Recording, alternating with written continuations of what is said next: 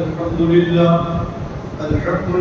نحمده ونستعينه ونستغفره ونؤمن به ونتوكل عليه ونعوذ بالله من شرور أنفسنا ومن سيئات أعمالنا من يهده الله فلا مضل له ومن يضلله فلا هادي له ونشهد أن لا إله إلا الله وحده لا شريك له ونشهد أن سيدنا وسندنا وحبيبنا ومولانا محمدا عبده ورسوله أما بعد فأعوذ بالله من الشيطان الرجيم بسم الله الرحمن الرحيم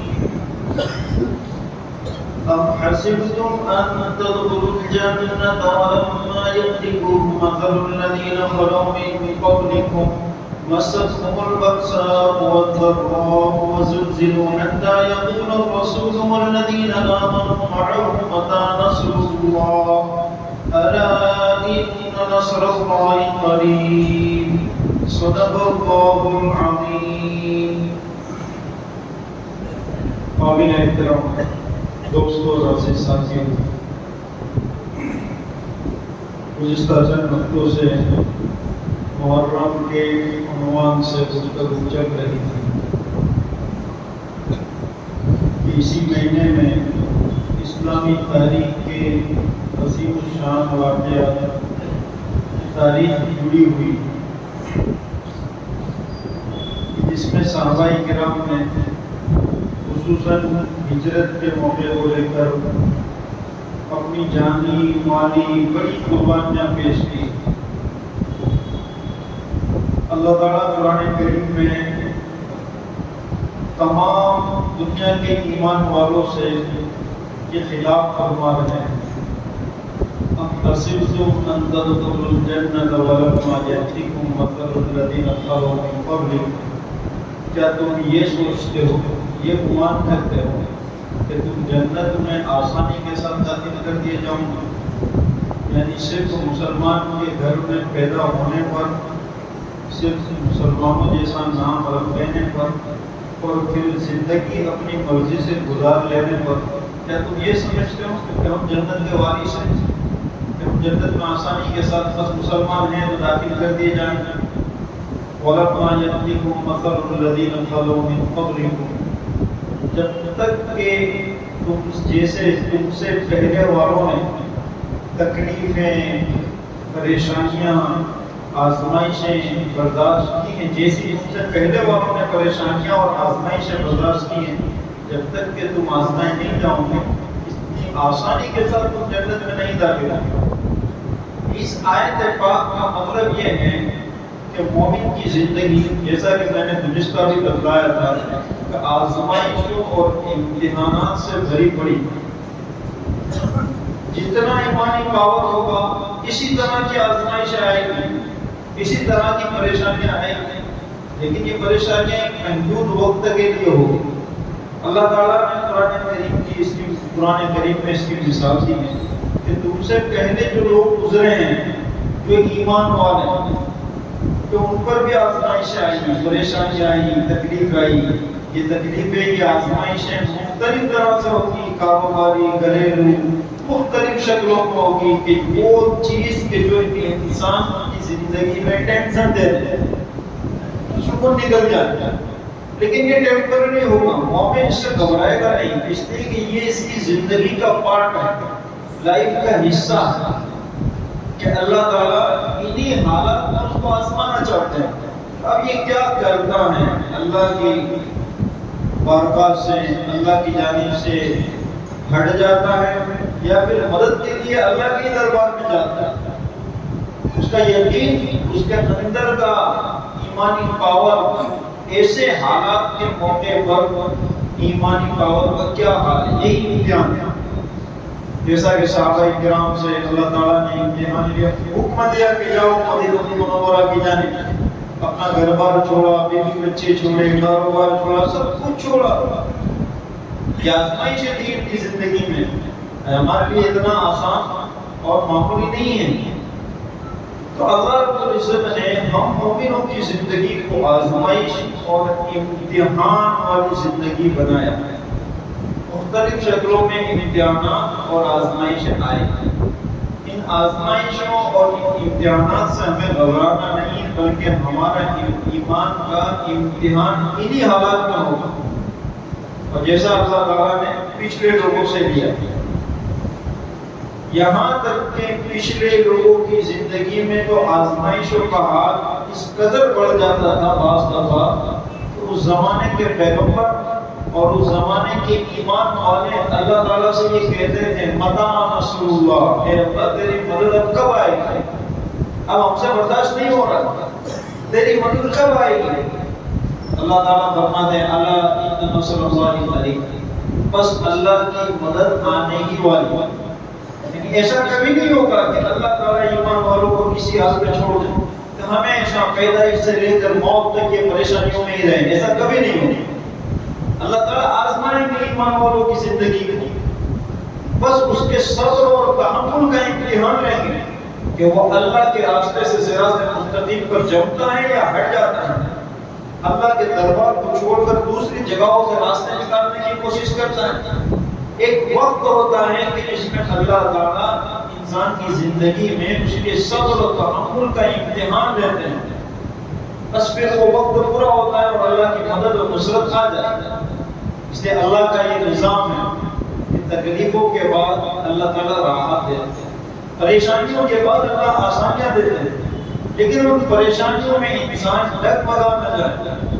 روایتوں میں آتا ہے کہ پچھلی قوموں میں لوگ لوہے سے چیر دیے گئے پھر بھی وہ اپنے ایمان سے نہیں ہٹے، ان کی کینچیوں سے ان کی کھالوں کو نکال لیا گیا لیکن وہ ایمان سے نہیں ڈگمگائے۔ یہ مومن کی زندگیوں میں آزمائشیں ہیں، یہ امتحانات ہیں جو اللہ تعالیٰ ہر ایک مومن سے اس طرح کی آزمائشیں لے گئے۔ تو ہماری جو زندگیاں ہیں یہ آزمائشوں سے بھرپور ہیں۔ ہم یہ سمجھیں کہ ہم مسلمان کے گھروں میں پیدا ہوئے ہیں، یہ ہمارے لیے کافی ہے جنت میں جانے کے لیے، یہ ہرگز کافی نہیں۔ اللہ تعالیٰ ہم سے اعمال بھی چاہ رہے ہیں، اللہ تعالیٰ ہم سے اخلاق بھی چاہ رہے ہیں، معاملات بھی چاہ رہے ہیں، معاشرت بھی چاہ رہے ہیں، مکمل ایمانی زندگی اللہ تعالیٰ ہم سے چاہ رہے ہیں۔ اور مکمل ایمانی زندگی پر عمل کریں گے تو آزمائش آئے گی، پریشانی آئے گی، کچھ اپنے نفس کے خلاف انسان کو کرنا پڑے گا، حالانکہ اس کی طبیعت نہیں چاہ رہی لیکن اس کو اللہ کے حکم پر کرنا پڑے گا۔ نمازوں کا اہتمام، دیگر اعمال کا اہتمام، اسی طرح اپنے معاملات کسی جگہ پر برداشت کرنا ہے، کسی جگہ پر اپنے آپ کو جھکانا ہے، کسی کو درگزر کرنا ہے، جہاں بعض موقع ایسے رہے کہ زندگی میں کہ آپ انتقام لے سکتے ہیں، بدلہ لے سکتے ہیں، آپ کے پاس پاور ہے، لیکن اللہ کی خاطر کا درگزر کرنا ہے۔ یہی سب چیزیں ہیں کہ جو امتحان انسان کی ایمان والے کی زندگی میں امتحان ہے، اور ایسی زندگی گزار کر ہمیں صحابہ کرام نے بتلایا، ایسی زندگی گزار کر صحابہ کرام نے ہم کو بتلایا ہے کہ انہوں نے اپنے اخلاق کو، اپنے نیچر کو، اپنے کلچر کو، اپنی سماجی زندگی کو نبی پاک صلی اللہ علیہ وسلم کی تعلیمات کے بعد بدلا ہے۔ سب کچھ تھا، آج جو ہمارے پاس ہے اس سے زیادہ ان کے پاس تھا، مال و دولت بھی تھا۔ مدینہ المنورہ میں اللہ تعالیٰ نے صحابہ اکرام کو وہ فراوانی دی تھی، سب کچھ تھا ان کے پاس، لیکن اللہ تعالیٰ اور اللہ کے نبی ایک ایمان والے کی زندگی کیسی چاہتے ہیں، اس زندگی کے مطابق وہ زندگیاں گزار کر گئے ہیں۔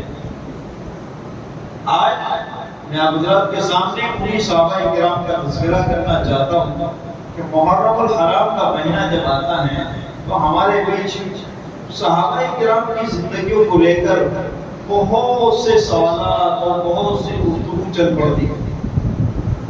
حضرت امیر معاویہ اور حضرت علی رضی اللہ تعالیٰ عنہ کے درمیان کیا معاملہ ہوا،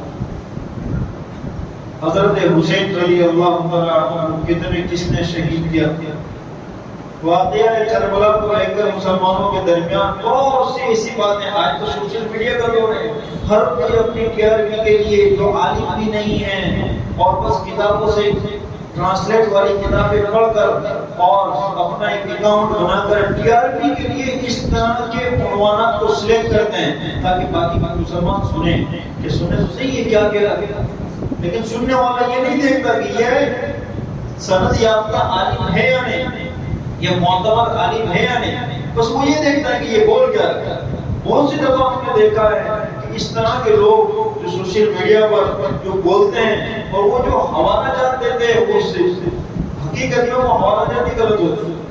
بہت سی مرتبہ ایسا ہوتا ہے کہ وہ جو ریفرنس دیتے ہیں اس ریفرنس میں مطلب کچھ اور ہوتا ہے، مطلب کچھ اور بتاتا ہے۔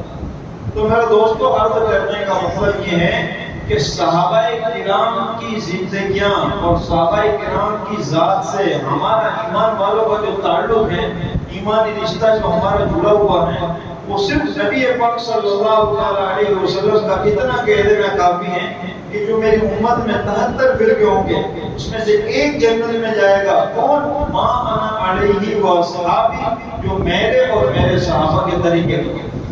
نبی پاک صلی اللہ علیہ وسلم نے کسی بھی ایک صحابی کو اپنی ذات سے الگ نہیں، تمام صحابہ کو ساتھ میں رکھا ہے۔ پتہ چلا کہ تمام کے تمام صحابہ کیا ہے؟ ہمارے لیے معیار حق، ان کی زندگیوں میں جو معاملات ہوئے وہ اللہ کے حوالے ہیں۔ اس کو لے کر ہمارا گفتگو کرنا بغیر علم کے یا کسی کی گفتگو سننا یہ ہمارے ایمان کو خطرے میں ڈالتا، ہمارے ایمان کو خطرے میں ڈالتا۔ آج کے اس دور میں ہمارے نوجوانوں کو اس سلسلے میں بڑی دلچسپی ہوتی ہے کہ حضرت امیر معاویہ اور حضرت علی رضی اللہ تعالیٰ عنہ کے درمیان جو جنگ ہوئی تو حق پر کون تھا اور باطل پر کون؟ ہم اس جنگ کو اپنی طرح کی جنگ لیتے ہیں، جیسے ہمارے بیچ میں دو لوگوں کے درمیان جنگ ہو جائے، ایک حق پر ہوتا ہے ایک باطل پر ہوتا ہے، اس جنگ کو بھی ہم اسی طرح سمجھنا چاہتے ہیں۔ آج کا نوجوان اسی طرح سمجھنا چاہتا ہے۔ اس طرح کے سوشل میڈیا کے جو اسلامک اسکولر ہیں ان کو سن کر پھر اپنے ایمان کو خراب کرتے ہیں۔ حالانکہ معتبر علماء سے اس کے بارے میں پوچھنا چاہیے۔ تو میرا دوستو، صرف اتنا یاد رکھو کہ جن کے دلوں میں صحابہ کرام کی محبت ہے، عظمت ہے، کہ جو مانتے ہیں اس بات کو کہ اسلام جو دنیا میں مدینہ المنورہ سے نکل کر جو پھیلا ہے وہ نبی پاک صلی اللہ علیہ وسلم کے صحابہ کرام کی محنت اور ان کی مجاہدات کی برکت سے پھیلا ہے۔ ہمارے نبی صلی اللہ علیہ وسلم کو اللہ تعالیٰ نے وہ ساتھی اور وہ صحابہ عطا فرمائے جو اس سے پہلے کسی پیغمبر کو ایسے ساتھی نہیں ملے۔ تاریخ گواہ ہے۔ لہذا اللہ تعالیٰ قرآن کریم میں صحابہ کرام کی عفت، صحابہ کرام کی عظمت کو بیان کرتے ہوئے فرماتے ہیں اولئک الذین امتحن اللہ قلوبهم للتقوی۔ اللہ تعالیٰ نے اس جماعت کے دلوں کا امتحان لیا ہے، کس اعتبار سے؟ تقوی کے اعتبار سے۔ لہم مغفرۃ واجر عظیم، اس جماعت کے لیے خود باری تعالیٰ ارشاد فرماتے ہیں ان کے لیے مغفرت اور اجر عظیم کا وعدہ اللہ فرما چکا ہے۔ یہ کون سی جماعت کے بارے میں اللہ تعالیٰ فرماتے ہیں؟ صحابہ کرام کے بارے میں۔ اگر چند صحابہ بھی اس میں سے ہٹ کر الگ ہوتے ہیں، نبی پاک صلی اللہ علیہ وسلم کے راستے سے الگ جاتے ہیں، تو قرآن میں اللہ تعالیٰ اس کی وضاحت فرماتے ہیں۔ اللہ تعالیٰ نے تمام صحابہ کرام کی عظمت کو بیان فرمایا ہے۔ تو اب سمجھیں کہ جن لوگوں کے دلوں میں صحابہ کرام کی عظمت ہے، محبت ہے، ان لوگوں نے جب اسلامی تاریخ کو لکھا ہے، اسلامی ہسٹری کو لکھا ہے، تو انہوں نے صحابہ کرام کی عظمت اور صحابہ کرام کے مقام و مرتبے کو سامنے رکھتے ہوئے ہر چیز کے معنی اور مطلب کو اس حساب سے لکھا ہے۔ اب جن کے دلوں میں صحابہ کرام کی عظمت نہیں ہے، جو پہلے سے ہی صحابہ کرام کے بارے میں ایک الگ نظریہ رکھتے ہیں، اب وہ لوگ جب قرآن کریم کی تفسیر لکھیں گے، وہ لوگ جب اسلامی تاریخ لکھیں گے، تو دل کے اندر پہلے سے شیعت رافضیت بھری ہے، تو صحابہ کرام کے خلاف بھی لکھیں گے۔ ہماری جو اسلامی تاریخ ہے، ہماری جو اسلامی ہسٹری ہے، آپ کو اس پر مختلف لوگوں کی تفسیریں، مختلف لوگوں کی اسلامی کتابیں سب ملے گی۔ لکھنے والے معتبر علماء بھی ہیں، لکھنے والے غیر معتبر بھی ہیں، تو جو جیسا مطالعہ کرے گا ویسا وہاں سے پائے گا۔ اصل جو چیز ہے دل کے اندر کی عظمت، دل کے اندر صحابہ کی عظمت ہے، اسے کوئی چیز غلط نظر نہیں آئے گی۔ لیکن پہلے سے دل کے اندر صحابہ کی عظمت نہیں ہے، بہت سو نے صحابہ کرام کے خلاف بھی لکھا۔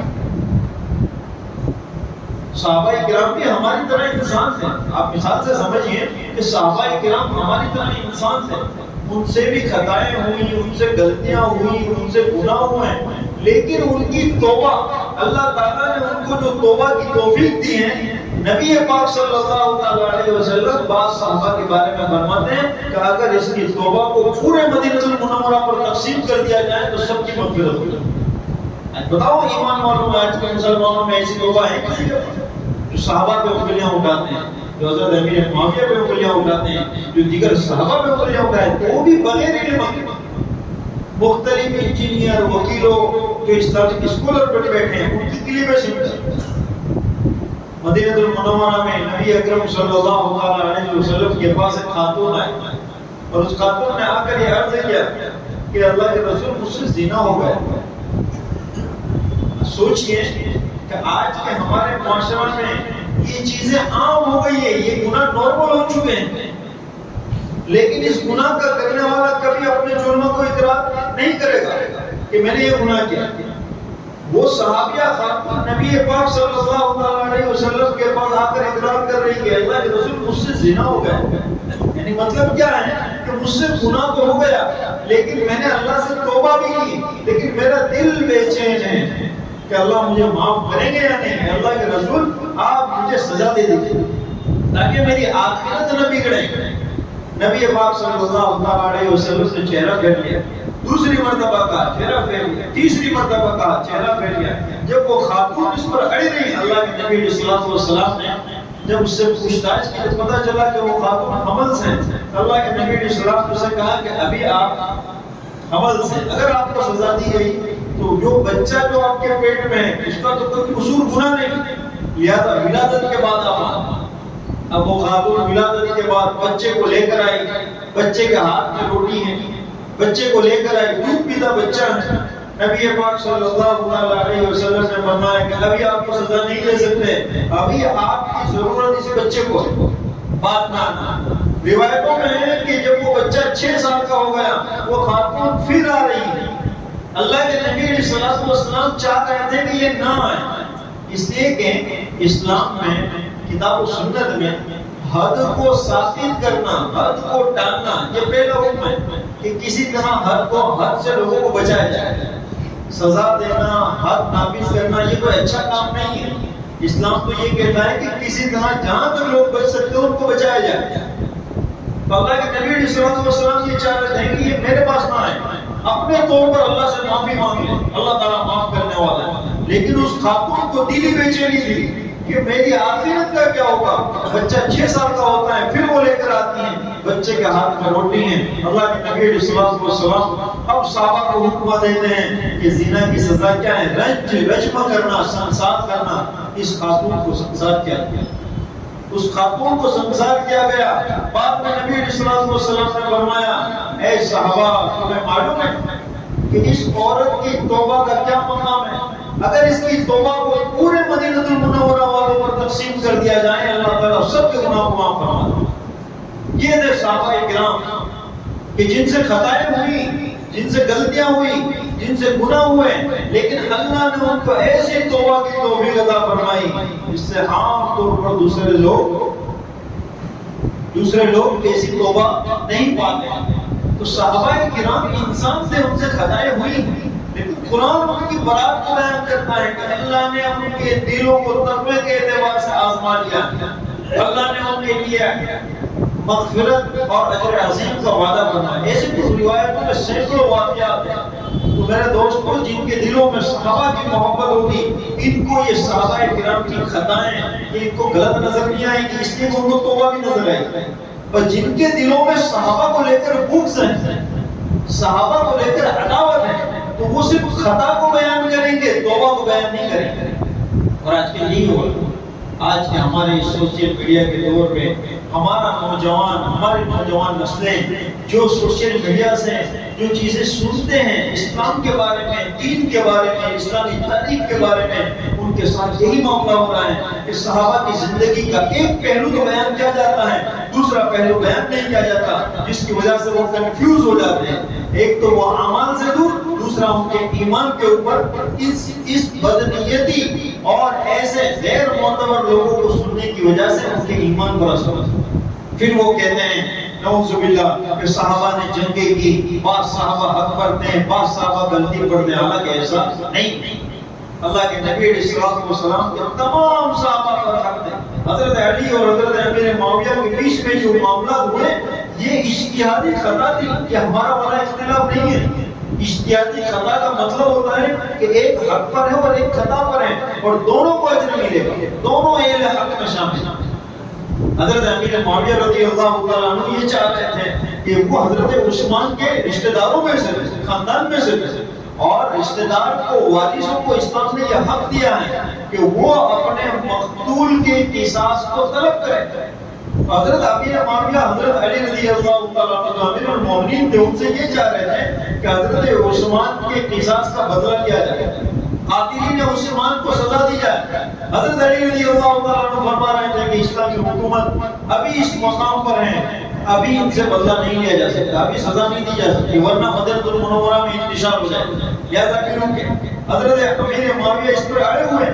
اسی دونوں کے دونوں اپنی بات پر اجتہادی اعتبار سے درست۔ حضرت علی رضی اللہ تعالیٰ عنہ کا فیصلہ صحیح تھا اور حضرت امیر معاویہ رضی اللہ تعالیٰ عنہ اجتہادی خطا پر۔ اسی معاملے کو لے کر اختلاف ہوا ہے اور بخاری شریف کی حدیث ہے، نبی پاک صلی اللہ علیہ وسلم ارشاد فرماتے ہیں کہ دین میں اجتہاد کرنے والا یعنی کتاب و سنت کے کسی مسئلے کو سمجھنے میں مجتہد اگر خطا کر جائے تو اس کو بھی ایک اجر ملے گا، جو درستگی پر ہو اس کو 2 اجر ملیں گے۔ تو حضرت امیر معاویہ اور حضرت علی کے بیچ میں جو اختلافات ہوئے یہ اجتہادی اختلاف تھے، وہ اللہ کے پاس جا چکے ہیں، ان کے اعمال اللہ کے حوالے ہیں۔ اب اگر کوئی اختلافات کو واپس زندہ کرے، لوگوں کے بیچ میں بحث کا مباحثہ کا ذریعہ بنائیں اور اپنے ایمان کو خراب کریں تو وہ اپنی آخرت کو برباد کریں۔ ان صحابہ کے دل آپس میں ملے ہوئے تھے، ان کے دل آپس میں ٹوٹے ہوئے نہیں تھے، وہ سب کے سب اسلامی احکامات پر تھے۔ اللہ تعالیٰ نے ان کو توبہ کی توفیق دی تھی۔ روایتوں میں آتا ہے کہ حضرت عمار بن یاسر کو نبی علیہ السلام فرماتے ہیں کہ باقی گروہ قتل کرے گا۔ آج بہت سے اس طرح کے سوشل میڈیا کے اسکولر، نام نہاد اسکولر حضرت امیر معاویہ میں اس کا الزام لگا رہے ہیں۔ باقی گروہ سے مراد کیا ہے؟ علماء سے پوچھو کہ باقی گروہ سے کیا مراد ہے۔ اس زمانے میں حضرت علی رضی اللہ تعالیٰ عنہ کے سے اختلاف کرنے والے، حضرت علی رضی اللہ تعالیٰ عنہ سے بغاوت کرنے والے خوارج کی ایک جماعت تھی جو یہودیوں نے پیدا کی کہ باقی گروہ کو خوارج حضرت امیر معاویہ کی جماعت میں، حضرت امیر معاویہ کے لشکر میں جو خوارج داخل ہو گئے تھے ان کے ہاتھوں سے بھی حضرت عمار بن یاسر کا قتل ہوا۔ آج اس کا الزام بعض نام نہاد اسکولر حضرت امیر معاویہ پہ لگا ہے۔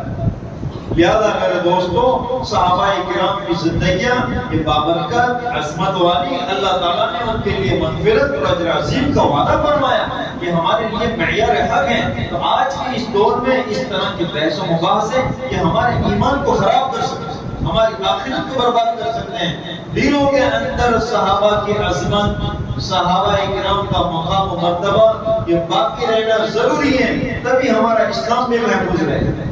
اس لیے کہ نبی پاک صلی اللہ علیہ وسلم کی تمام تر روایتیں کن سے آئی آگے کن سے بڑھی؟ صحابہ سے۔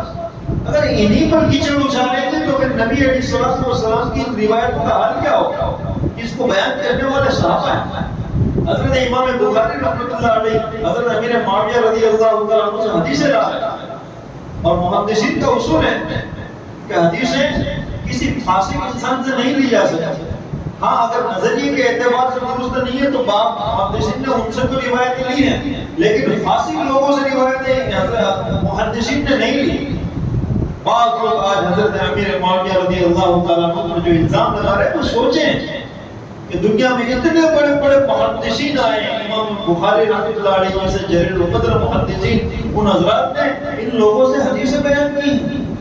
لہذا صحابہ کرام کی زندگیاں یہ بابرکت تھی، ہم تمام کے لیے معیار حق تھی۔ قرآن اس کو بیان کرتا ہے، بس ہمیں یہ حکم دیا گیا ہے کہ تمہیں آسانی کے ساتھ جنت نہیں ملے گی، تم آزمائے جاؤ گے، تم پریشانیوں میں ڈالے جاؤ گے، جس طرح پہلے لوگ آزمائیں، بس تم ایمان پہ جمے رہو، اللہ تعالیٰ تمہاری مدد اور نصرت کریں گے. الا ان نصر اللہ قریب، کہ جب بھی تم آزمائے جاؤ گے پیچھے ہی اللہ کی مدد آنے والی ہوگی. ایسا ہرگز نہیں ہو. آج ہمارے سامنے فلسطین کے حالات ہم دیکھیں، کئی مہینوں سے ہزاروں لاکھوں مسلمان شہید کر دیے گئے، لیکن وہ جمے ہوئے اپنے ایمان پر. ان کی زبان پر وہی ہے حسبنا اللہ ونعم الوکیل، جو اللہ تعالیٰ نے جو کلمہ صحابہ کرام کو عطا فرمایا تھا کہ آئے گی اللہ کی مدد. اللہ ان نصر اللہ قریب. ہمیشہ یہ حالات نہیں رہیں گے. ہمیشہ مخالفین کی چال میں اپنی طاقت کے بلبوتے پر ہم نیست و نابود کرنے کے ایسا کبھی نہیں ہوگا. بڑے بڑے ظالم ہیں، لیکن یہ اللہ کا نظام ہے کہ مومن کی زندگیوں میں آزمائشوں کے بعد پھر پیچھے سے اللہ کی مدد آنے ہی والی. تو میرے دوستو، ہماری زندگیاں آزمائشوں کے ساتھ ہیں کہ ہم اعمال، اخلاق، معاملات درست کریں اور ایمانی زندگی پر جمے رہیں، آزمائشوں پر صبر کریں. اللہ تعالی ہم تمام کو عمل کی توفیق عطا فرمائے.